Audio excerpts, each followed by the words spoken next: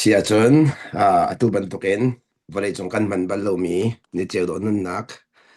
ama sun par nak cha dinga kan nun chom thaninga chan tha chan du akan be than tu akan zang fa than tu kan pathian min thiang thang tha ko se chan zai ma zat chung te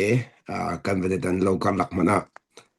khrit chung om mi dot nak in pakhat pakhat kan ngai na khavial te kha kan chung a boi pa ni unaw kan sinak chung ya kan top jam mi long te se asong loi to hi zum ai tong mi vel te hi thiang tharau ni akan hruai nak chunga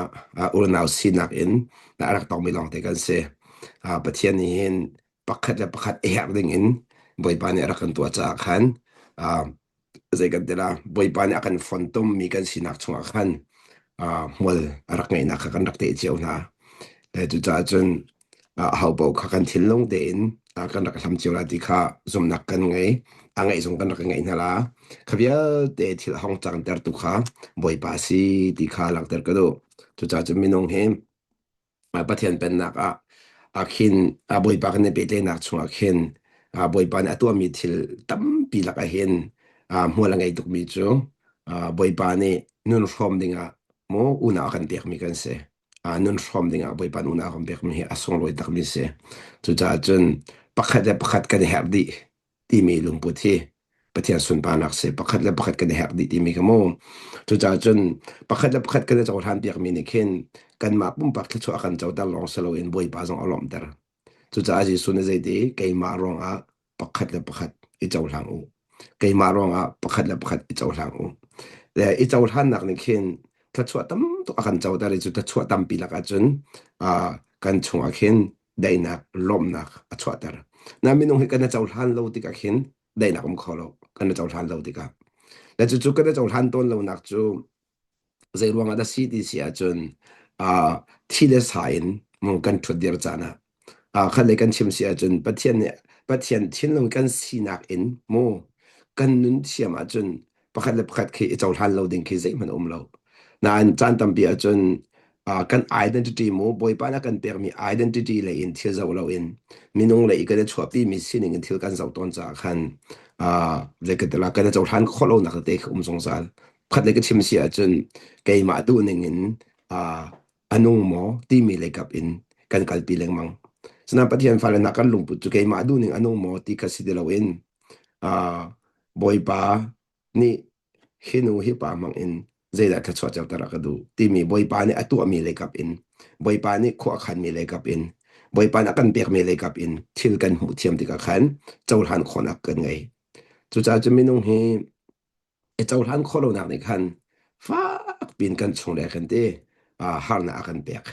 na e chaw han khonak ni khan tam pi chwa kan phok tar chu cha chun chaw han na chun nun ta rak nga lo nun ke ta chun minung hi e chaw han har tok sema se nun ta kha si de lo khin nun shop nak le kap in mo ke boy pa ni aka pek mi ka zeda ka shom lai ti mi le kap in kan thinung kan sia chun phun na kan chim sia chun kan pong kam thil via de sin khan zeda ka nga lai zeda ka mu lai ti mi le kap selo in zeda boy pa na pek ka fiel hin hi pa hi kan ti ti ka hin pek adu mi thin long le chun minung le kap I kan manak naw ta deuh ti kan ruam mi kan mana hal lo ti kan ruam mi kan manak in aniam deuh ti kan ruam mi na kha kan tun da sulaman ngai ter kan da sulam ngai ter seman selo Christian long in kan zau lo kan ma du na kan zau so sia chun kan ma cha miak nak asimi long kan zau han don na kan ma cha miak nak semi asna miak ti mi hi fiang te kan chim sia chun khoi ka tham miak nak tak tak arak ti sia chun phun na kan sim sia chun her mi kan rak sinak mo her mi kan rak sinak tu khan kan rak miak nak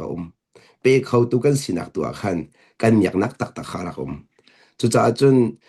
ni fatin te pathian fa kan sinak he e ken zong za le khoi kan phan nak bo zonga chu chu tiang tharau thon nak en man kha bi bi dok e chu pathian fa sinak kan man nak a chun tiang tharau throi nak kha bi bi dok di mi kha van lang ta ku sinak he tiang tharauช่วยนักเราขันจนอาศัยมันอะไรมังเขาแล้วจุดจนเชียงทาเรารู้อนักขัลค่ะเชียงทาเรารู้อนักขัลค่ะอัลบีตุก็ที่มันมองเปเตนักเอ็นอัลบีตุมีจู ruanak e seo lak menin ruanak I halnak hi mula ngai deuh zong zati zong kha karak chimchang mi ka se chu cha tu tan zong I ka hin phạc viên bồi bán về cái chuyện việc tham mi cho rom chung là khăn sẽ chú lại gặp chân thà rằng vẫn là nó sẽ cái đó bẹc lại lom nạc zia mo bẹc lại lom nạc zia chân chú bẹc nạc vía thì ham bị chú đốt nạc xì zia mo cần nu nạc đốt nạc cái dây tung là bị izot đốt nạc này hình dây tung in da cần mạ long selo in thế cần bong cầm vía thì khá là chua phong này đốt nạc long bùn thiêu cần tua thì cả dây tung in da bồi ba zong ai lom long selo ente dot nak thil kan to mi ne khan kan nun hol angai ter zia kha phak bin te hi kamun hai na khan chon piak le ka hin thil pakhat van so tan hasdi ka do mi chu rom angan hlein hi kan kaw te ka rom angan hlein hi a mele re te kha kan zo sia chun mirang cha chun te if it is possible asi kho asia chun te if it is possible as far as asi kho chung in it depends on you as far as the mi zo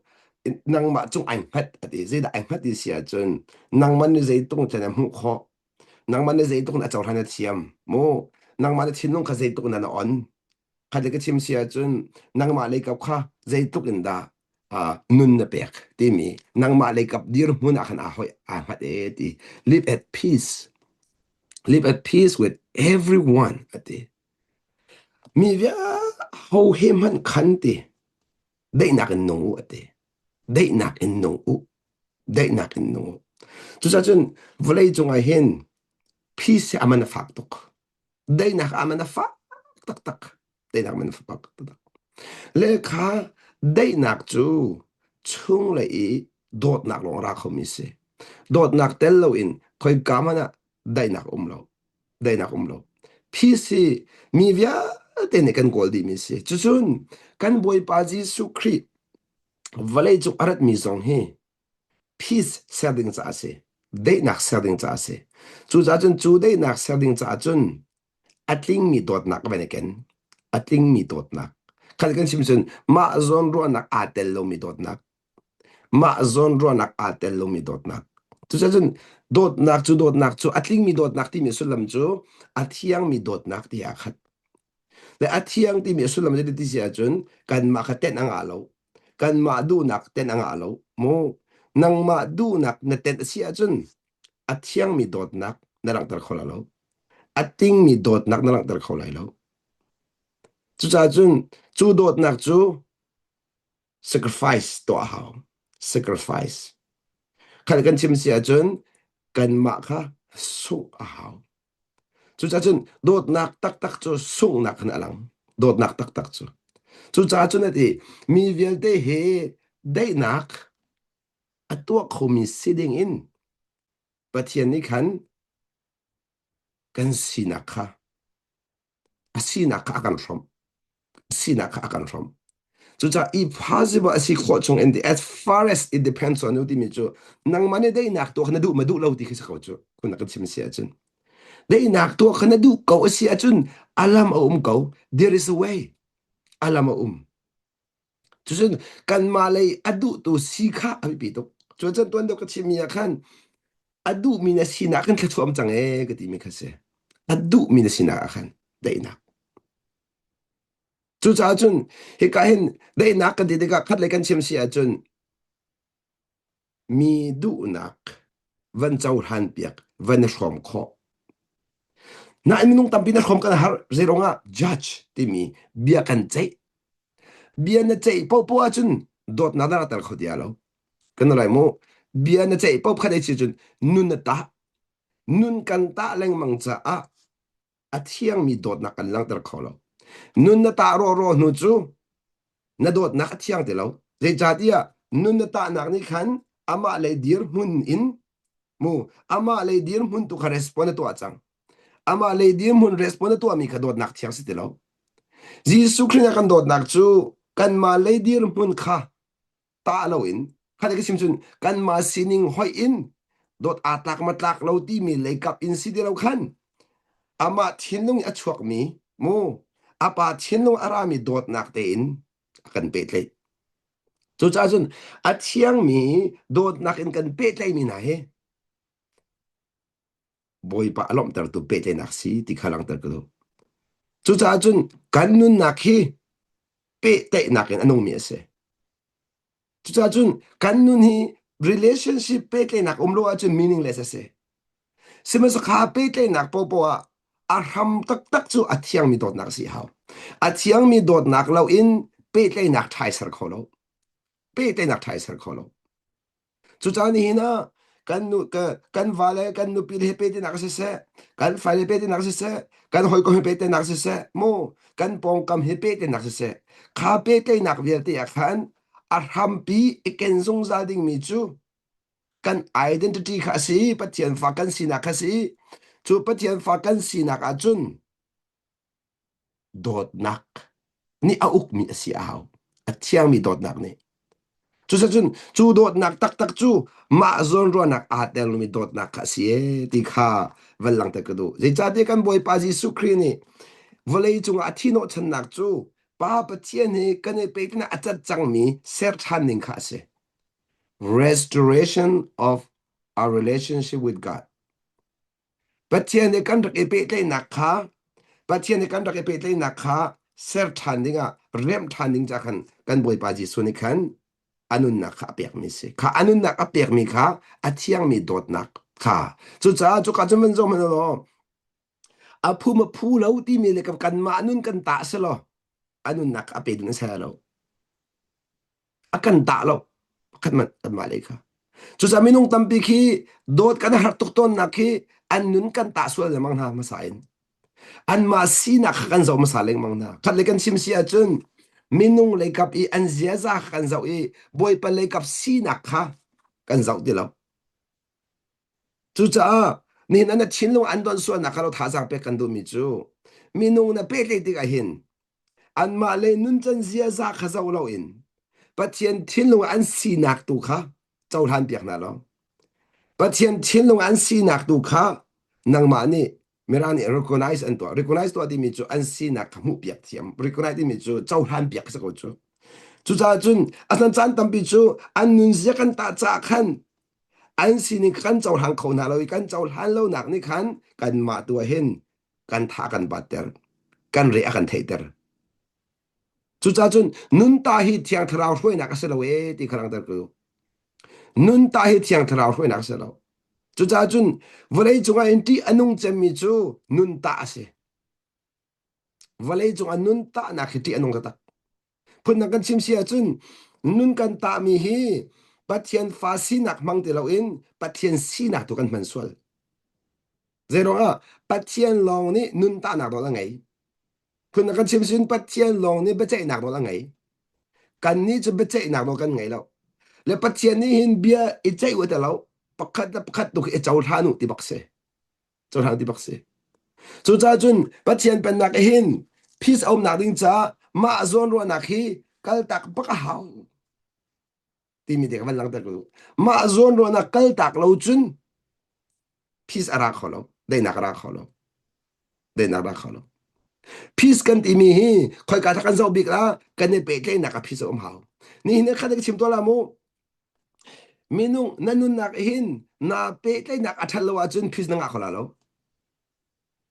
boy pa na pe tle adam lo a chun peace om la lo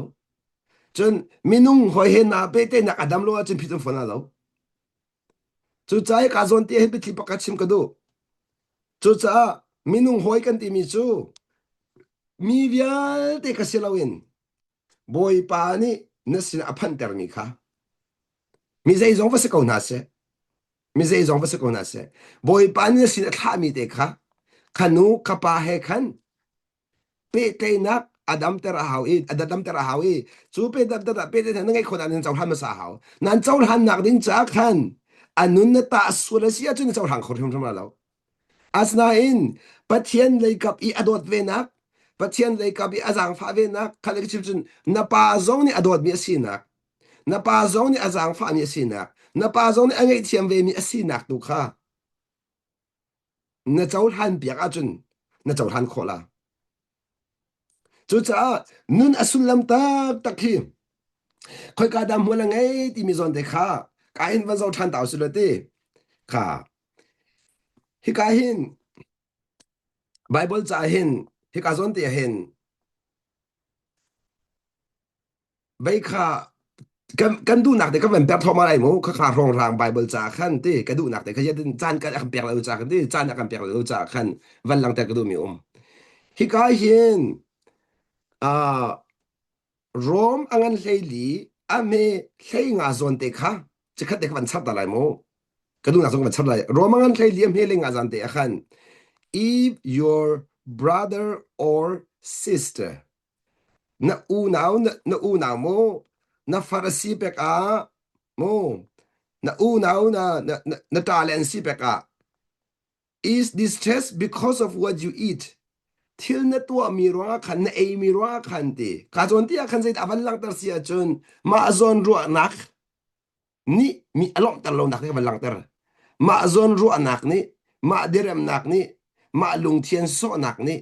ma lung thien long ina nga lo zia zong khaban lang tar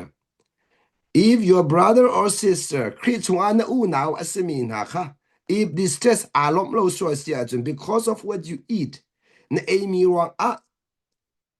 you are no longer acting in love. You are no longer acting in love. Chu ati dot nak in na to mi asiti lawe ati. Amak tak zero nga minung tampi chu kalung thian po chun sa ko tia kan ro swal. Kalung thian po chun sa ko tia kan ro swal. Kale kan chim sia chun Pathian ni athiang ati chu sa ko tin mo kan ro swal ton.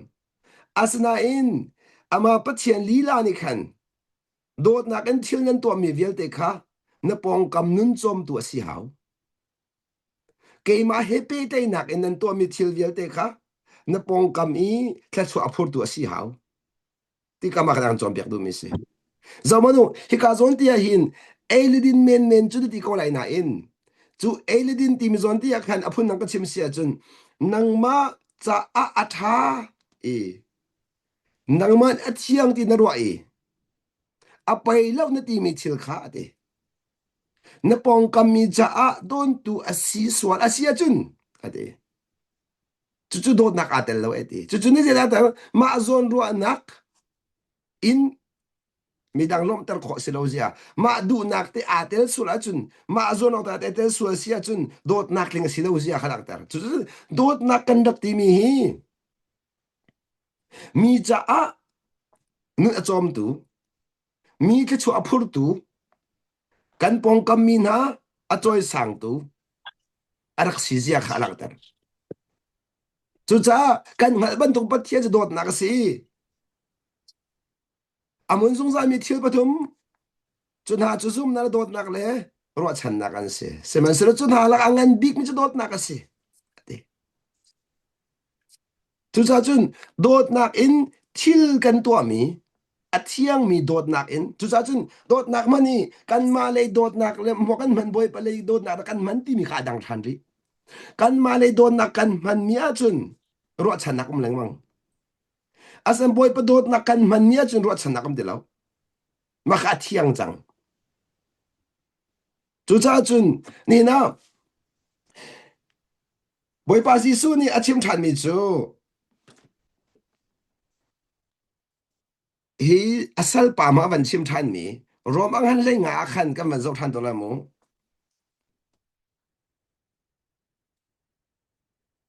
hi kan ti mi chu angan le nga ami pa kha khan we who are strong ate ought to bear with kan ni tharau rama athong min ha ni hin the failing of the weak kha tharau ader thomin ha kha ate an chir kan phur pi na hau phat le kan chim sia chun kan thei thiam piak na hau bear ti mi chu kan mu piak thiam na hau kan soi sel ka selo in not to please ourselves kan male kan ma kha lom ter selo in mi dang alom ter tu si nak ding cha khan kan nak aniam de mi ka soi sel selo in tha zang ape tu kan si hau ka tok mano ni na mi cha nun ba kan fial poi pa ne kan ma cha nun ka kan sial lo le chu ma cha nun ti mi chu mu le ha pe tai mi cha nun ti mi chu pek le ha pe tai pek le ha pe tai chu cha chun ni na pek du nak lung put ka boi pa ne tho chwa chang pek do tan bu zai da ka pek lai ti mi ka zai da ka mu lai ti mi le ko sen zai da ka pek lai zai da mi na ka sa ti su ke ma ne mi ka thang chat na lai zai da an ku pat lai ti su lo ke ma ne zai da ku pat na lai ka tok ma no ni na hin phun nak ka chim sia chun kan kal nak po mi ni upat nak an kan pek ti kai lom a fiang ngai mi chu kan ni zong ni upat nak kan pek na a chun an lom ve lai ti ka fiang nan chan tam bi mi nung hi upat kan pek kho na lo nak chu an nun kan ta na an nun kan ta na ti ka upat pek kan har tak kro se phun nak kan chim sia chun kan mani upat ok tak kan ti mi kan upat kho tok na la in upat ok tak kan mu lo min ha kan upat kho din ha lo chuni se da lang ter na mu ning ni bia chim chang ti ka fiang to chu cha chun tu chun zong a tha chang pe kan du mi ha chu na chin nu na kan min nung kha zai khida asawi ata boy pa le ka asina khimana zau in ata asero minung le asina khida na zau in ata ti mi khai bi tok boy pa le kap na zau lo a chun na chol har tok la fa ya lo asitem fa ya lo chun kan ma li la song hi kan ma li la song hi boy pa le kap an kan zau lo a chun an kan chol hang kho la lo an cha adu kan nung lai lo thein chu cha pakhat kan chau na kan chau han na khi minung le kan sinak le du kan nu la kan that na le kan zia za ruang se lawin Pathian fa kan sinak tua Pathian dot mi kan si jiu nak tua Pathian zang fa mi kan sinak jiu a Pathian vel kha cham bau jiu mi kan rak sinak tu a khan kan chau han pek kho a chun kha le mu nak tu ni khan châu han khó nạc là chua kan bẹc ý chú châu han khó nạc chun đại nạc tin phis karami se minung hi kan châu han lo ruanga phisa lo ti khalang dal ko minung hi chan tam pia chun chu tu ruanga kha tu ruang a na ti kau lai na in kha tu ruanga se lo in narak châu han nang ma lai kap ni na châu han du lo mi ruang tu khan phis ar kom lo mi ka se chu chun đại nạc kan ti mi hi pong kam inarak rami selawin nang ma lay huning tu akan rak deuh ti zong kha hong lang fon chu sanin pakhat le kan rarin kan na kan rarin cham ding mi chu pakhat le pakhat nun ta kha se pakhat nun ta kha boy pa na khoi ka man nun ta kan sial lo nun ta kan sial lo nun ta kan azan pathian ni akan permi sinak tu kha i chaw han dia kan sial le ala talam ngai mi ala talam ngai mi chu pathian hu le minung hu ni ala talam ngai mi chu pathian ni chun kan suan na ka akan hu di chik chak i kan mani kan suan na kan hu mi nak manin le kan mani mi dang suan na kan hu mi nak manin boy pa ni kan ma suan na kan hu deu na in akan chaw thang deu hoi chu chu nan ruat bal mo tok mano asan kan ni chu an suan na kan hu deu deu a chaw hai kan har deu deu atak tak ti sia chun aswan nak atam daw mi kha chaw han ok tlak asi chinleng mang ti du khalang ter phun nang kan chimri sia chun suan ngai chiam kan ti mi zong hi minung lai ni chun aswan nak atlom te mi khi ngai chiam ok tlak kan roi aswan nak atam mi khi ngai chiam ding ngai chiam ding mi kan rot lo mi khi kan ngai chiam kho lo se lo chu kan ngai chiam du lo be se chu mi khi kan dot kho lo se lo dot kan du lo be tu khrak se deu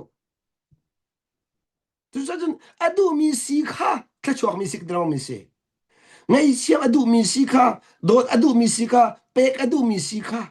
tla chuak mi khrak se chu boy pa ni in mi tla chuak sin ha se ti kha kan du cha pathian sina akhan ama sina kha jisu krin ama sina kha pathian fa sina khan jisu sina kha shom kan sina to se chu cha makazoni babu chakam vandre mi rom lai ngai pasari zo khan se da ti ti sia chun accept one another pakhat le pakhat ka ichau hang u then chudika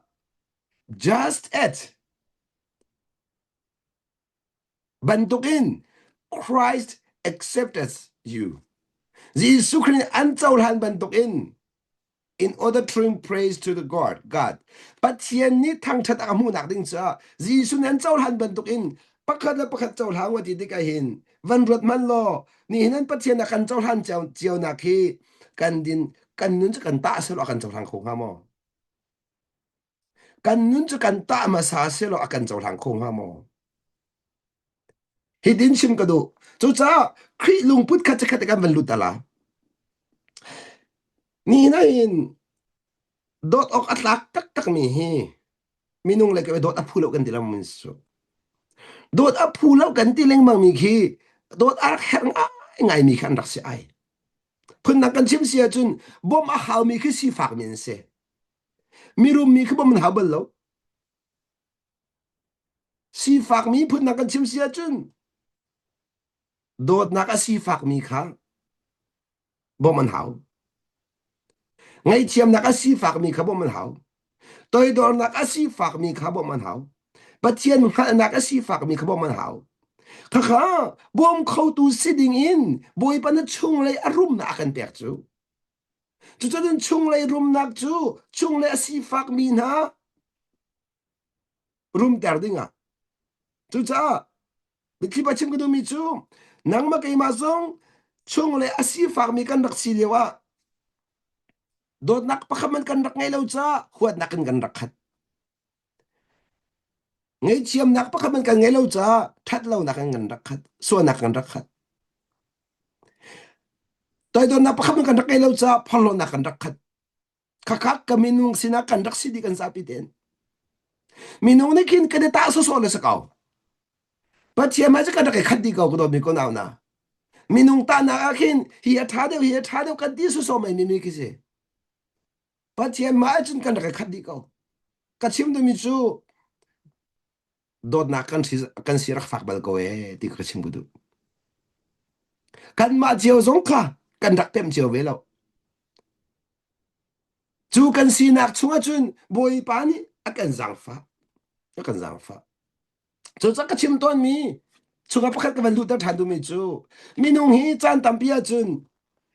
Adam falen hani. Thin han tuk ding. Asimi thil konga. Pathian falen ha cha chun. Zang fa tuk ding. Media huna.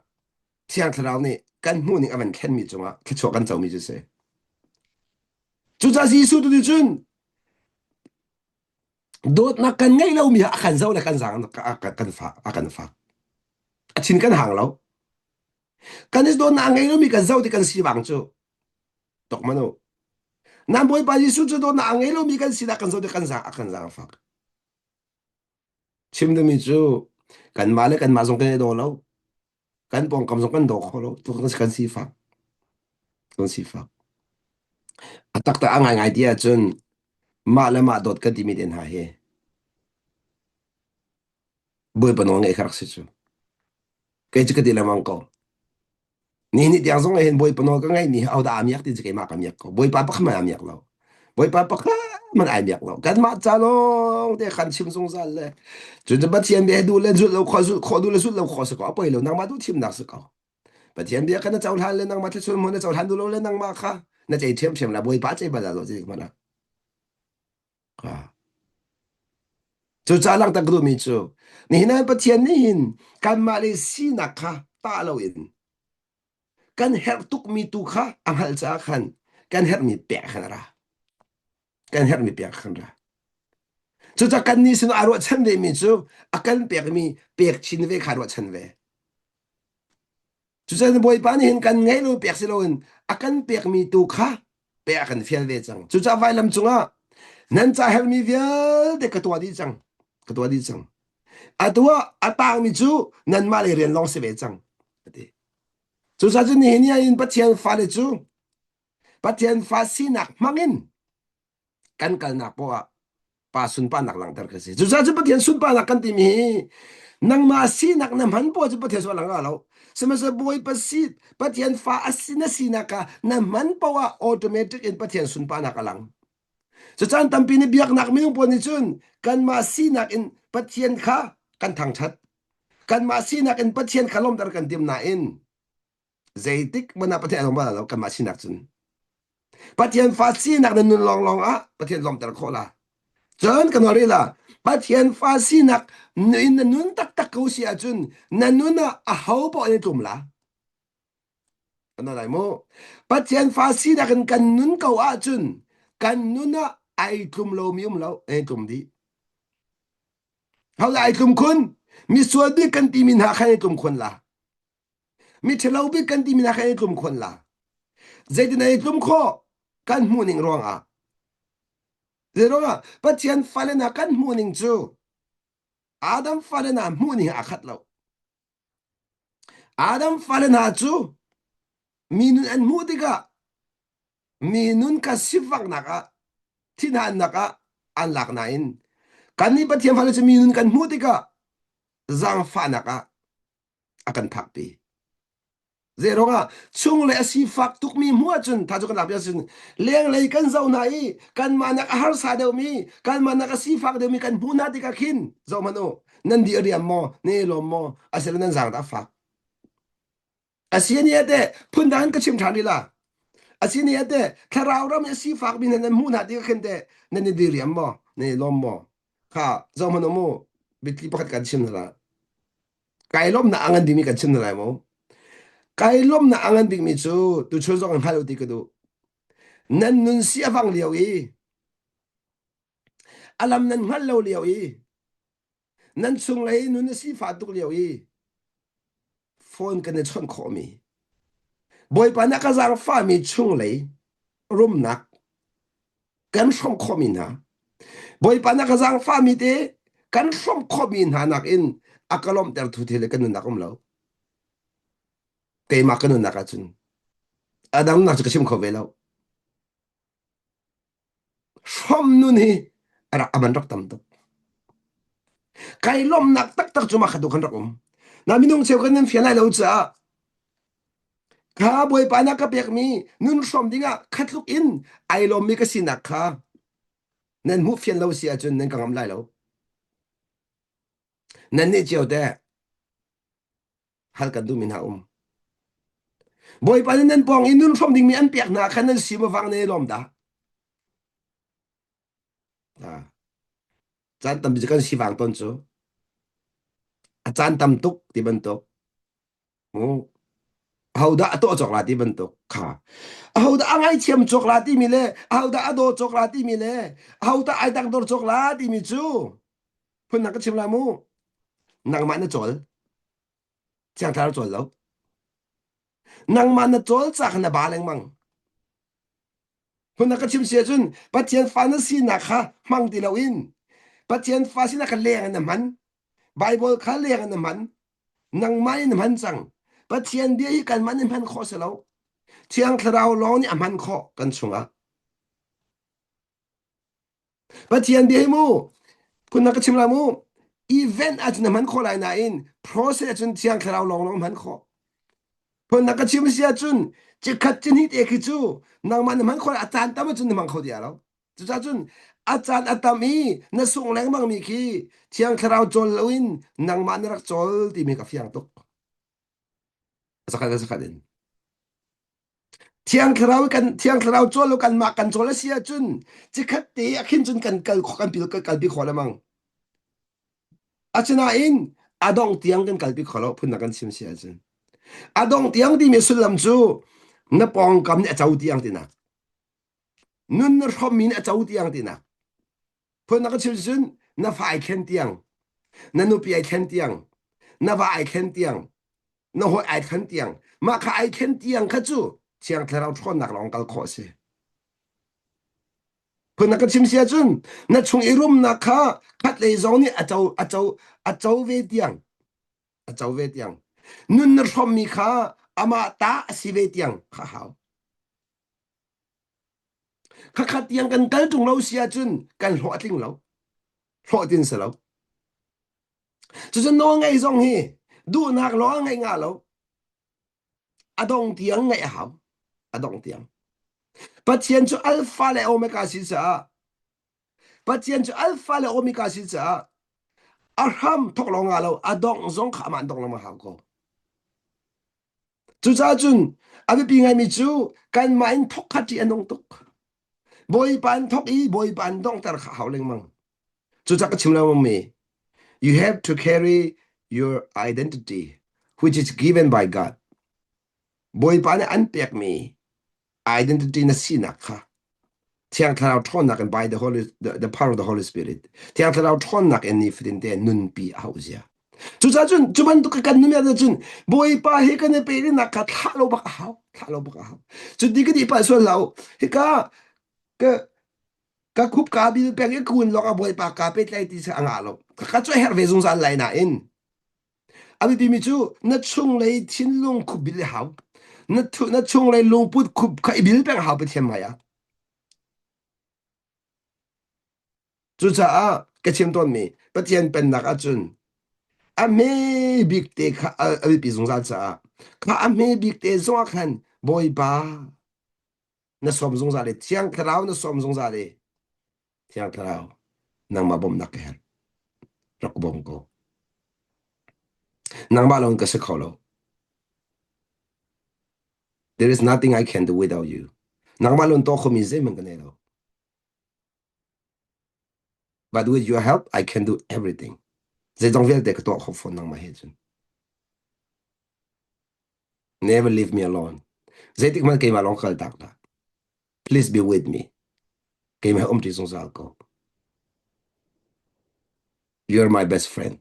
Holy Spirit Thiang thrau nang ma ko kom thabikness Thiang thrau som zong zal his presence ama umpi na ka som zong zal tha kha acham thiam mi ka dong ko lai a thiam lo mi ka dong lai ta cham a thiam lo mi na na si so le si a chun kai na tha jang pe kan do big mi chu just invite the Holy Spirit Thiang thrau kha rakom pi ti a som ko sem na som ti tu a khan no ngai di kan som ve no ka ngai lai nang ma ni lam rakam hu sak rakom pi ti dekhe simple te in mo aniam big te khin thiam zo ha lung tak te tu in na som thiam a chun chu nu nam mo la ngai tak chu cha hi ka zo na khan tu nai bo cha kan rel mi Jesu Christ ni an chau han na ban tok pa ban chau han o ti mi a chung te a khan Bible cha pakhat re ka ban du thani a me panga zon Roman chapter 15 verse 5 may the God who give endurance in khona an pe tu na ati ko chen thiang khara a chul po hin in khona arati mi kha fyang chol kain thiang khara a chul lo po achun in khona changa bak lo in he anga bak lo chu cha mi nong tampi kha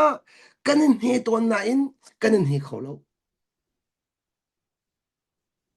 le kan mu pho leng mang asna kan zai ti may the God who give endurance Pathian tu ni khanti nan chung in khonak le encouragement Thazang in pe ko na se ta thonak thazang in pe ko na se give you the same attitude zeban tuklong put of mind toward each other that Christ Jesus had Jesus Christ akrak ngai me lungput kha in pe ko na se ati dika hi ka zon te na balak ta than mi chu Jesus Christ kha nang malaki ma bantuk tin har na arak tong peng ve vai chunga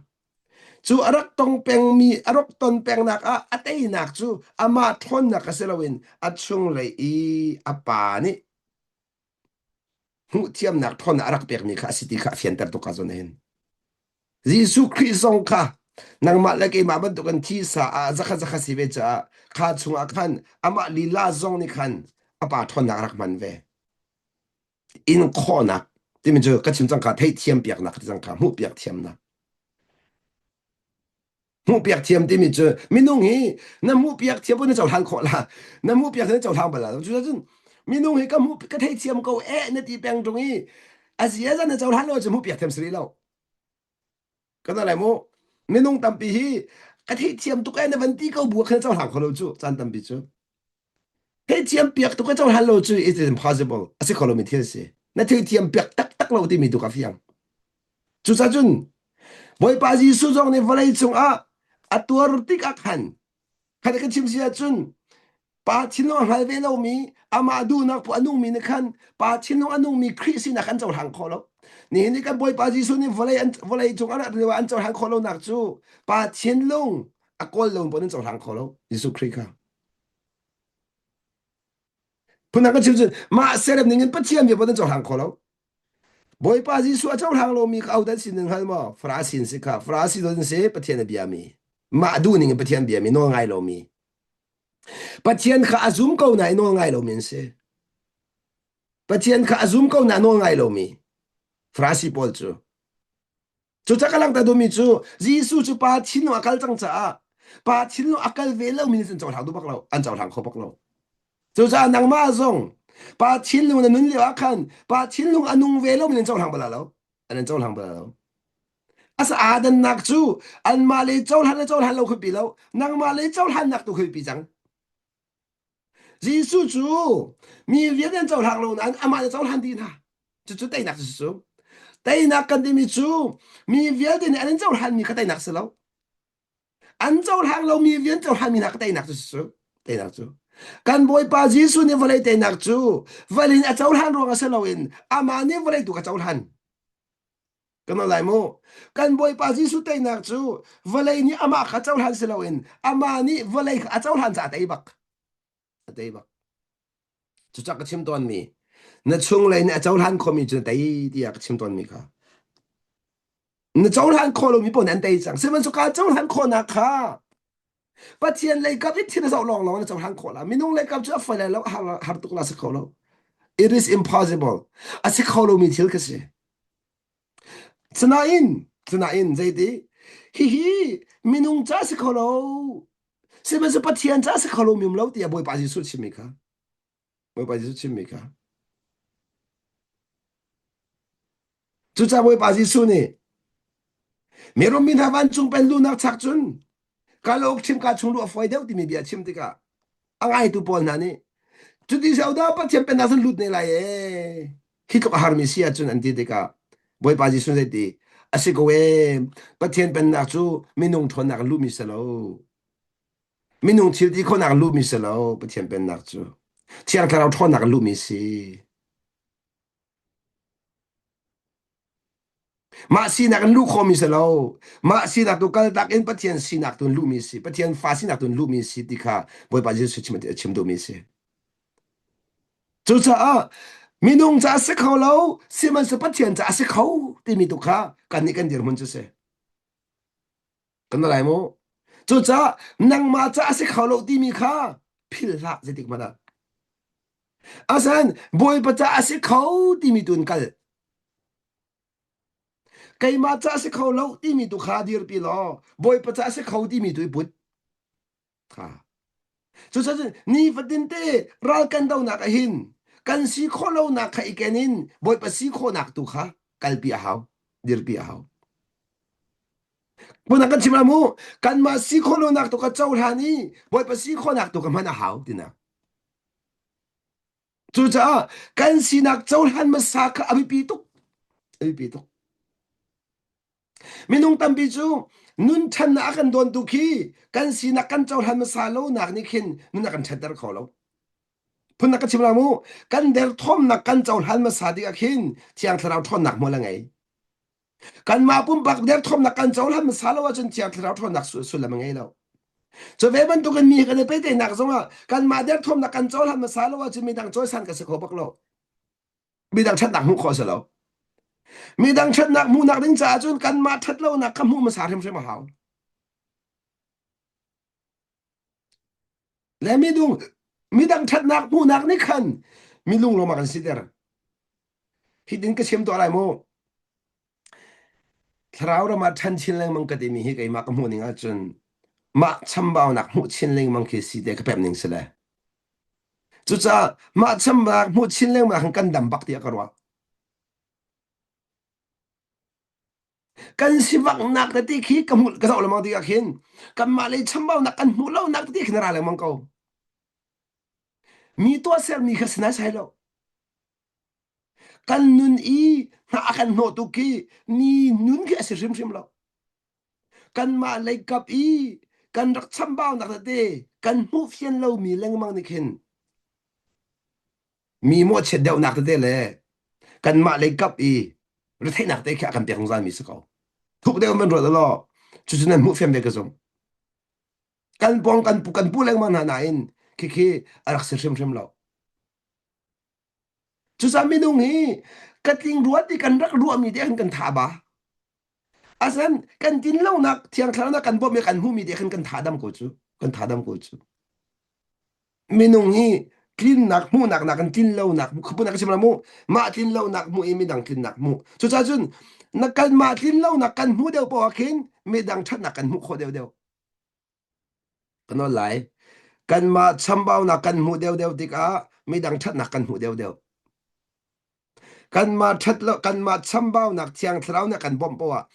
thiang thlau ne akan bom po a kan ma tin lo nak kan hu deu deu i kan ma tin lo nak kan hu nak ni khan mi dang tin nak lang tar kan la mo mi dang tin nak alang tar chu chu mi dang choi san ti mi chu se ka de ga mi dang tin nak alang mi ni khin chau han khol akan pe asnan ma cham bao nak mu la wa chun chau han har tak khrol se chu cha chun mi dang chau han kan har tuk mi khi kan ma si nak e mu lo nak long ten ra mi se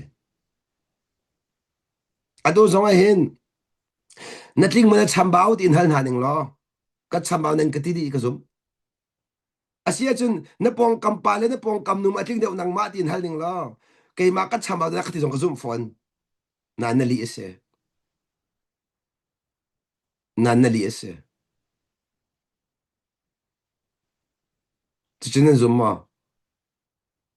na pong kam nu le na pong kam pa ma cham da nang ma tin ning lo atu ne ta ka leng ha ke ma ka ting na ka te pa la lo fiang bak ke ma ka cham na ti rim rim la na chau lang khoi lo chu chu li na chim mi khalang ka kana lai mo ama nak in ka cham bao de ti tung e atling de mi chau han kholo kha ase kholo mi se it is impossible ase kholo mi thil se azei te man ase kholo chu cha chan tam bi chu kan chung lei ning in kan nun lo mi kan chung lei sin ning chim lo in kan li kan chim mi kha ti anong e ka ti lo ju ma kha se will bi chung a chun ke ma ka cham bao to e kan ti na cham bao an kan ti kan du phone lo adu leo dia khen a pem lo na ti na ro mi nam pa na khen na cham bao to kan ti sa na chang khong ha mo ke ma ka thing de un ti sa na chang khong ha mo a pem lo na ti mi ni khin mo a to ma no chi ro de wa ha chu chu ka zon ti a chun hi ke ma li la ne hin tam pi ka phat lo mi men ko lai chu as a du ku chu de patak si chu ke ma ka phan pek phan lo pe ka batak akal ni ka chi mi se ke ma zon ni phat ni ka zon ho shim shim ha chim long kren sa lo chun ka ba chim ko ha kanun asilo a chun anun asimi ni chon chon ko lai ke cha chim du rong ko sa la thok zo dia lo à tọt mà nó thay đổi chú cha lăng ta cái đồ mi chú ni hin ya hen pakhat le pakhat e chaw han nak ne zai tu na dai nak chua pi ha he ka zo ne hen thuk dang ban lu pi do lai mo Roman chapter 13 kha kan man zok tu na la mo Roma kan le dum kan zok tu na la zai ro nga he ka zo ne hen pakhat te hi bia ka chim na ka ban chim ta du mi chú Pathian Pennak kan ti mi chu biak nak asilau cha châu za si ti khang tar ko du châu za government is a government is cho ro ga pakhat ti hai le ga ban to ta la mo at we ka thong thang ai mi ni hin RC pol den chau thang na lo RC pol ke asnan RC pol boy pa na kharwa man nak sim na mo kharwa man nak na an pem tok me sim la an pem tok mi an pem lo mu chu ve ko la ye semas an pem tok mi chu pathian pen nak an pem tok nak ko ka si government system chu cha rak zau zero zero nen ka zum lo sin reset rak to cha thiam do mi ni atu vle chu uk tu vel te khi RC men sala protestant nak in RC ong den sala nen kro har la hal hadu la atu be chikan chim na la no la mo atu I vle chau za uk tu vel te khi RC long den sala RC long te protestant hun la lo tokin an ve ko lai nan hu tok na la lo atam u chu RC long den sala khi zero se deng hal ma pathian pen nak pen min chu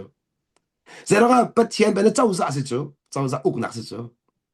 boy pale vole athen kholo boy pale van athen kholo boy pale aser tu boy pale aser mi the athen kholo ka ka te ka dem pem sa hao chu cha van zong pathian ta si vole zong pathian ta si chau za zong pathian ta si chu cha zero la siang parang kan ti lang mang siang parang chu uk na kha pat lai mi si chu asia zero nga na Israel uk na khi bible cha khatung a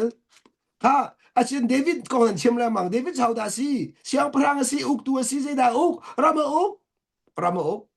zai da uk mi phun uk ha chu chu de ro to chu cha ka chim no zai ro da phis kan mu ko lo dia chun kan mu ning a bi tuk mi ro nga phis kan mu lo ti klang tar ka do kan ni chu biak nak lung put kha kan tha kho thu lo cha biak nak lung put kan tha kho thu lo mi ni kan tha kan bat ta re kan ria kan thei ta re chau za jong kha kan chau han ta lo e atwa biak nak ve ta ma no religion and charges are oh sorry and this religion tell charges and states are different ikula state ka chu adang an tela hi charge po adang an tela separation of charges and state charge le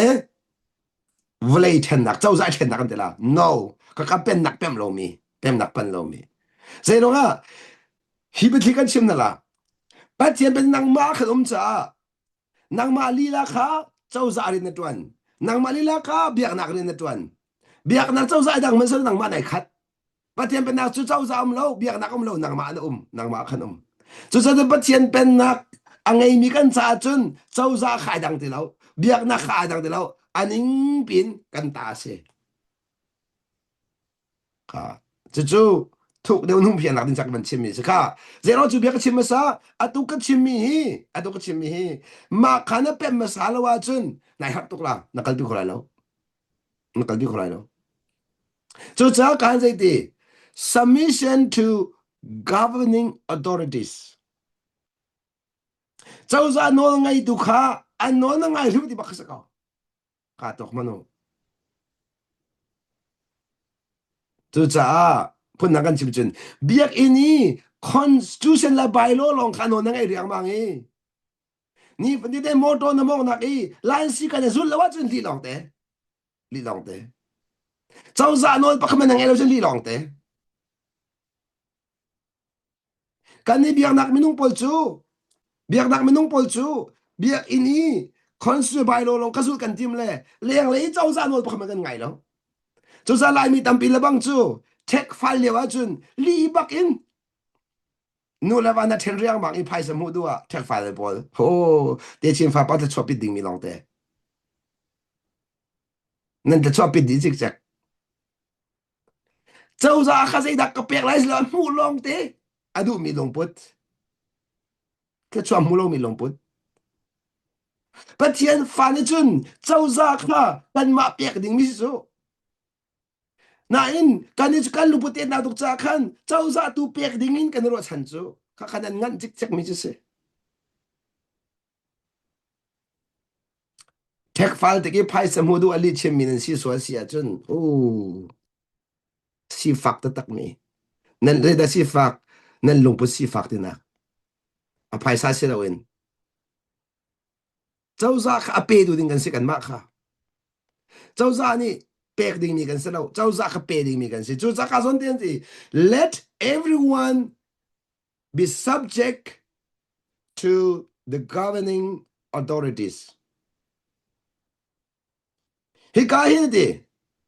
akanuk tu cháu ra pol na nol angai ding sim sim khá mi khanan si ti ka son hen akanuk tu cháu ra nol angai mi ding sim re no nên cho uk mi nan si cha uk tu no khanan ngai sim sim a ha for there is no authority except that which God has established. Boy pa ni adir lo mi cháu ra lo ti boleh jong ahin. Cháu ra vía thì boy badir mi sti mak tak tak. Te tiang sa mano. Ka boy pa khak ko lo ma cháu ra. Boy pa tiam tiam. Cháu ra kha boy pa pak ni adir mi si sa. Cháu ra nol kan ngai mi kha boy pa nol ngai bak se. La boy pa nol kan ngai cha cháu ra nol ngai bak ha phone. Tuzen cháu ra le kan ni Pathian fa a then kholo e ti kha lang ta gru mi je se a then kholo chu cha hi ka hen de di that the authorities that exist have been established by God atui cháu ra nan mu mi vel de hi anu mi Pathian ni adir mi long ten si ati consequently chu van zul tu achun whoever rebels against the authorities rebelling against what God has instituted hi ka ti mi chu a ho po kha ti cháu ra nol angai lo asia chun a cháu ra adir tu boy pa no ngai lo si de bakko a ho man ni cháu ra nol angai lo asia chun kha cháu ra adir tu boy pa no angai lo mi ka si ti and those who so will bring judgment on themselves cháu ra nol angai lo ti ka khan ti ama ale ma chung a khan bet chai nak a chun ta re ti cháu ra nol ngai lo ti ka chú cha tu song mo cho nó mong te ka lan si ka na ngai lo asia chun an tlai bakola en tlai bakola an tlai ti ka khan na liam bak hau ko na choi bak hau ko ka choi lo ding kha tam ning selo response lak bak ding response lak ti min chu chil na tu min zun ti ka khan na tu min zun ti ka boy pa ngai chiam hal ko lai na in kha ngai chiam ti mi kha zun lo ding na hal si chun response la ti lo mo na tu mi kha zun lo ding in boy pa na hal si chun kha response ba la ti lo mi se asina in na tu min zun mi chung tu khan na nun na re ma chun boy pa lom nun na choni boy pa ka tu man ka zun ter ka lom tuk tu man zun na in nun na ka chon ter cha ka lom tuk ati mi du kan chang asnan dan tat lo ding in he tha cha mi du kan chang lo ka tu man cha ka zun ve hao ti kha